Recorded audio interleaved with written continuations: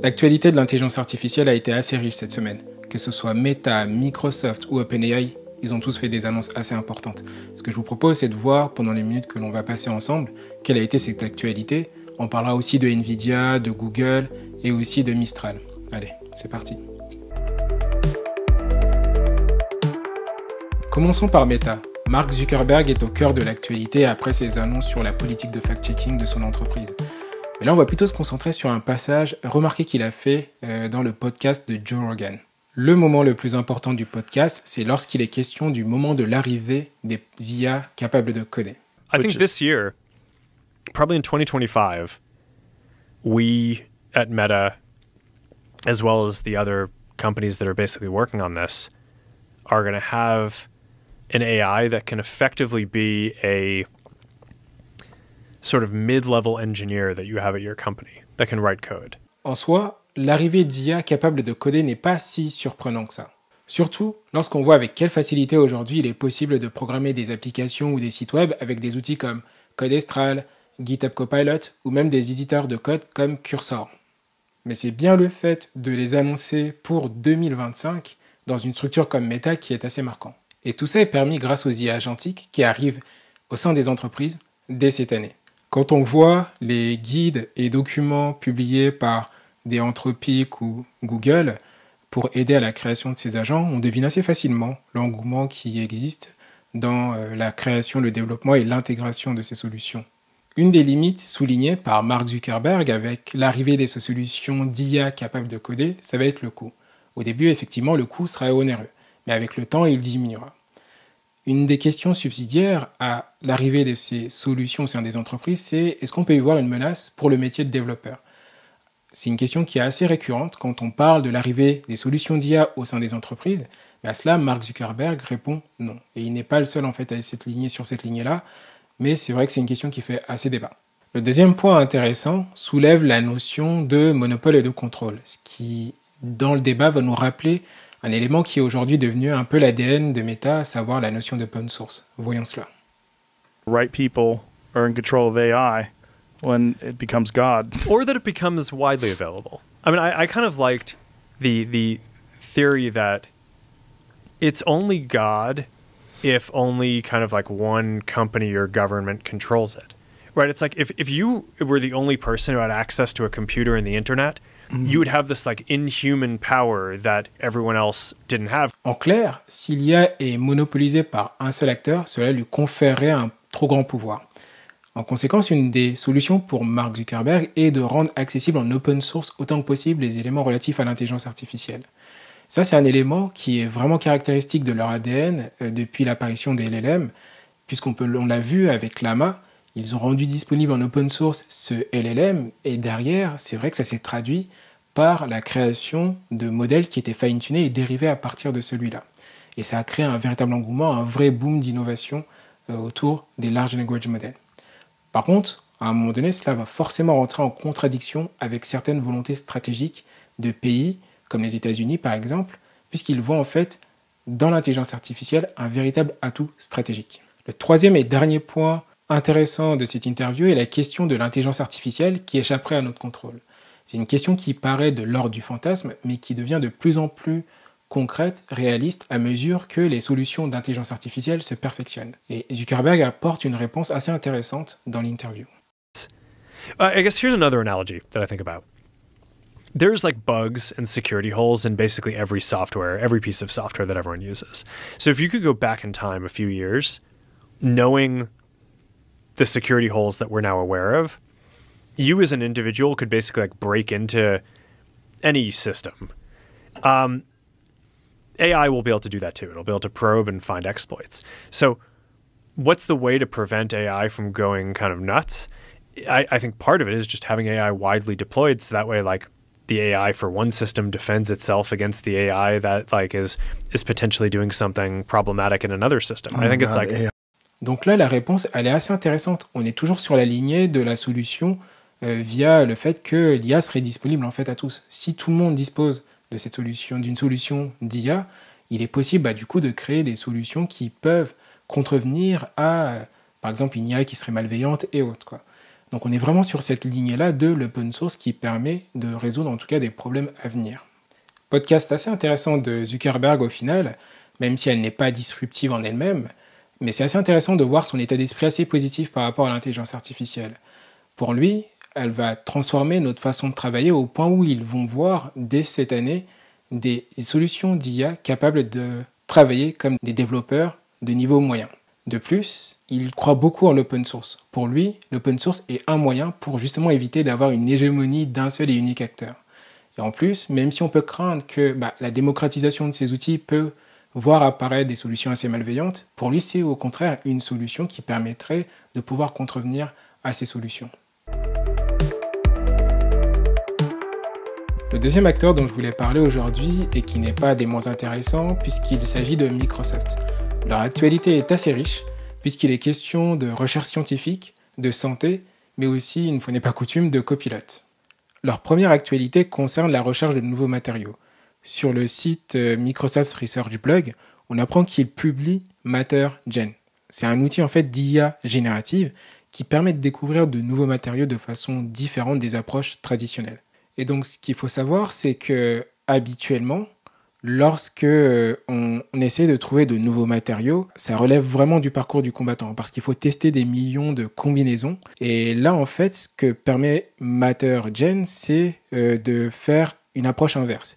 Plutôt que de filtrer la base existante, en fait, on va plutôt générer un matériau à partir de propriétés recherchées. Les exemples de propriétés qu'on peut rechercher, ça peut être des propriétés en chimie, des propriétés mécaniques, électroniques ou bien magnétiques. Si vous avez l'habitude de travailler et de comprendre les modèles de diffusion comme Dolly et Stable Diffusion, alors vous avez déjà des éléments de réponse.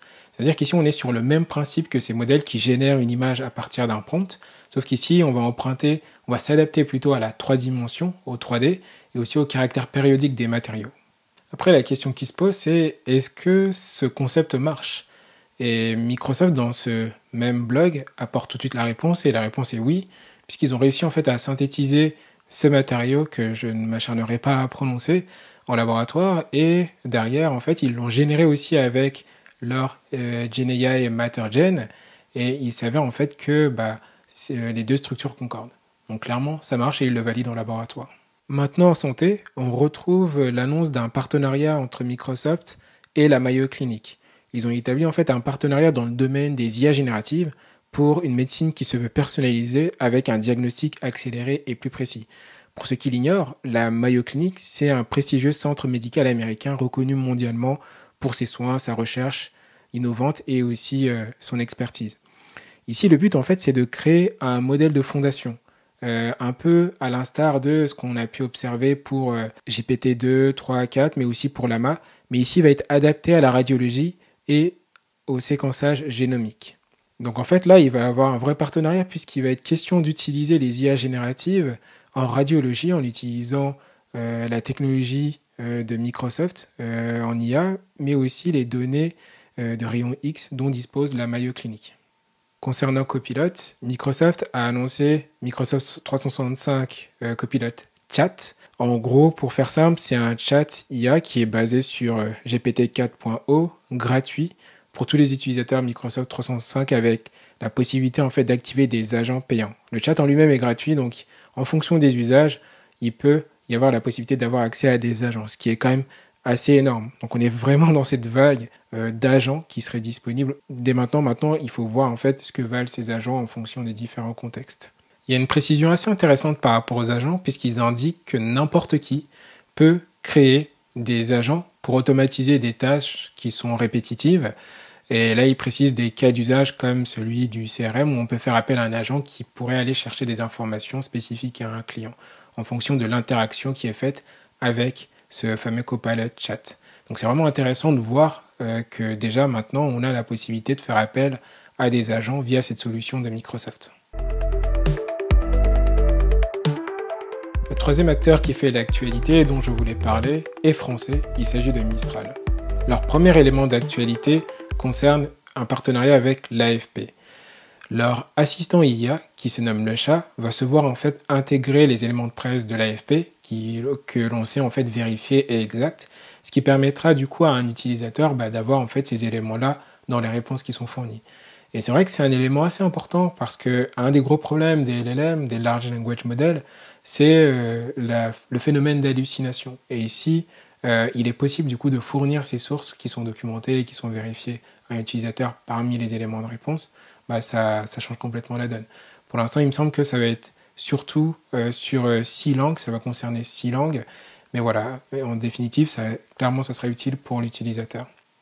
Le deuxième élément d'actualité de Mistral va surtout être intéressant pour ceux qui ont l'habitude de coder, puisqu'il rendent disponible Codestral 25.01.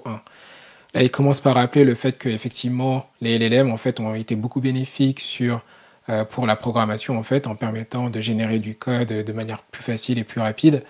Et en plus, ce modèle-là est assez performant au final. C'est un modèle qui est assez léger, qui est assez rapide, qui peut être utilisé dans quasiment 80 langages de programmation. C'est assez énorme. Sur certaines tâches, comme celle du fill in the middle, il va être extrêmement performant. Et ce qui est bien, c'est que lorsqu'on regarde les benchmarks, on voit que comparé à d'autres modèles, par exemple la version précédente, Codestral 24.05 ou CodeLama, ou bien même DeepSeek, DeepSeek Coder V2, qui fait un carton en ce moment, cette nouvelle version n'est clairement pas en reste. On a des très bons résultats en termes de benchmark, que ce soit de manière assez globale, par langage, ou sur cette fameuse tâche fill in the middle. Et pour l'installer, en fait, moi-même, j'ai pu l'installer sur VS Code.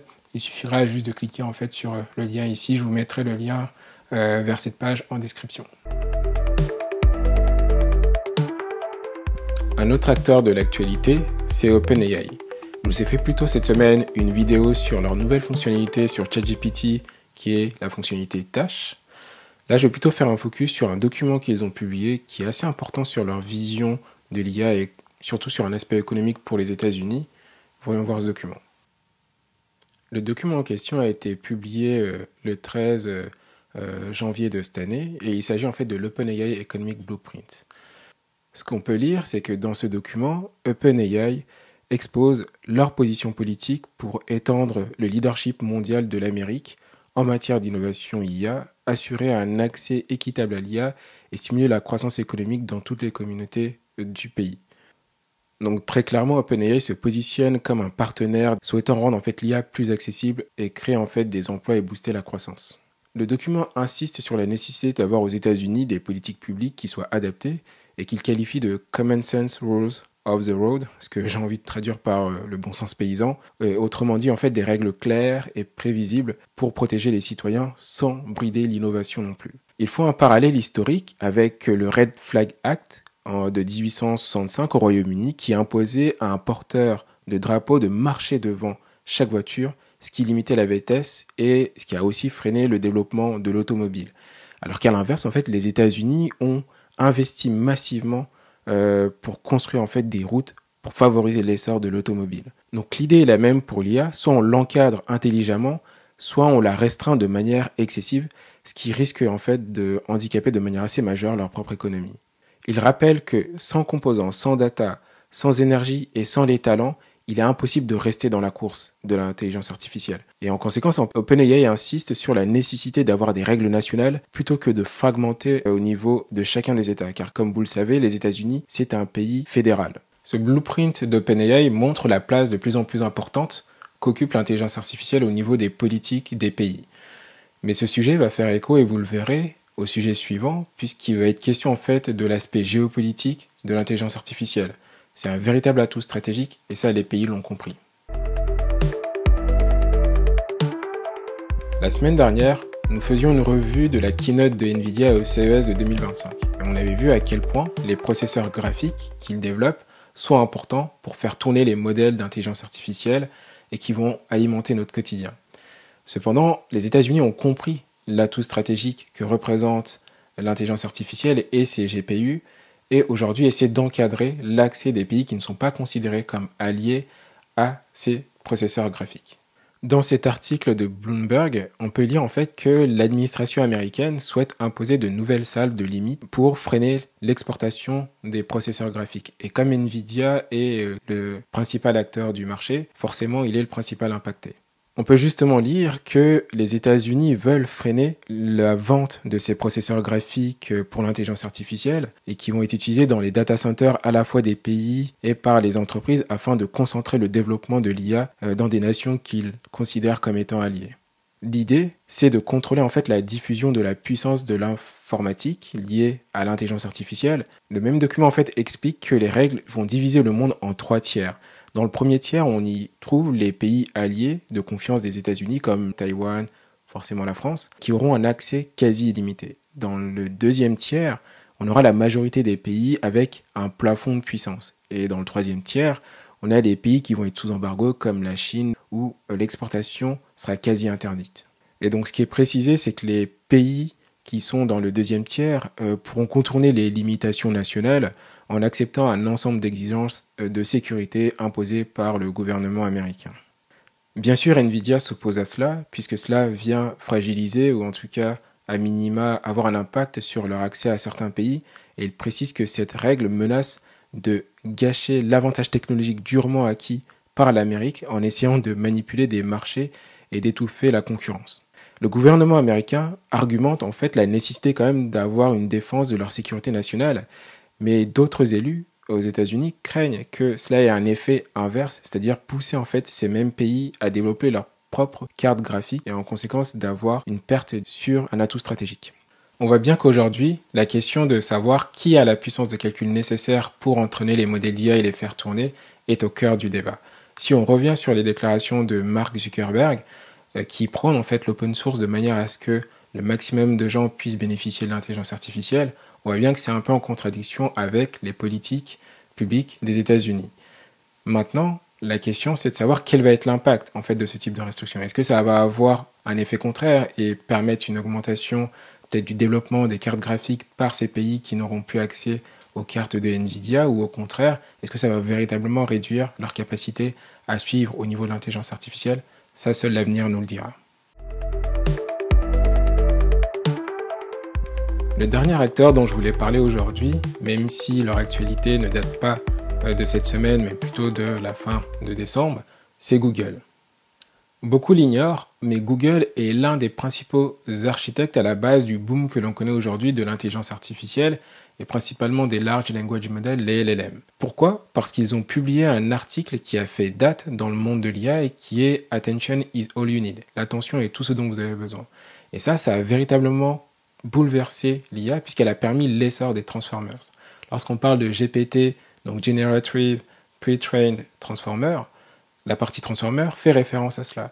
Et si on se rappelle ce que Mark Zuckerberg a dit au sujet de l'aspect open source à l'époque, cette publication a justement permis derrière à d'autres équipes, dont celle d'OpenAI, d'en bénéficier et du coup de développer leur GPT. Et donc le papier dont je voulais parler aujourd'hui est un papier qui a été publié par Google, dont l'objectif ici est de s'attaquer à une des problématiques qu'on rencontre avec les transformers, qui est la fenêtre de contexte, jusqu'à 2 millions de tokens dans le meilleur des cas. En fait, avec Titans, ils arrivent à introduire un nouveau mécanisme qui est celui de la surprise. C'est-à-dire qu'on va retenir une information lorsqu'elle est inattendue par le système.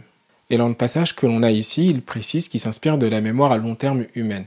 Lorsqu'on a des événements qui sont inattendus, on a tendance à les retenir plus longtemps. L'un des résultats quand même, c'est qu'ils obtiennent des résultats qui surpassent ceux des Transformers lorsqu'il est question de la gestion de contexte avec énormément de tokens, plus de 2 millions de tokens. Tout ça, c'est assez prometteur sur la suite, pour la relève peut-être des Transformers, car aujourd'hui, clairement, une des difficultés que l'on a, c'est cette notion de contexte, avoir plus de contexte pour pouvoir donner plus de texte, par exemple, à un LLM pour qu'il puisse réaliser les tâches que l'on souhaite. Peut-être que cet article peut aller dans ce sens-là. J'espère que les sujets traités sur l'actualité de l'IA vous ont plu. N'hésitez pas à me préciser en commentaire les sujets que vous aimeriez voir davantage développés. Je sais que les IA agentiques intéressent énormément, donc n'hésitez pas à le préciser. En attendant, je vous dis rendez-vous dans une prochaine vidéo.